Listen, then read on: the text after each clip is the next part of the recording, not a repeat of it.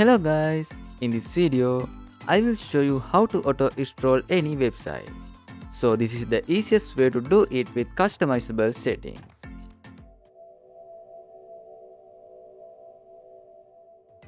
So first, open your browser and go to the Chrome Web Store. Then search for Advanced Auto Install. You will see this extension.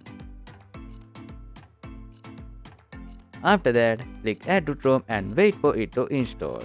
So open any website you want to auto install. Then open the extension. Here you can copy and paste the URL of website you want to auto install. You can also click the current tab button to add the website you are currently viewing. Then use the slider to adjust the install speed. After that, click Start Installing and you will see that it's working. If you want to stop installing, just click Stop in the extension.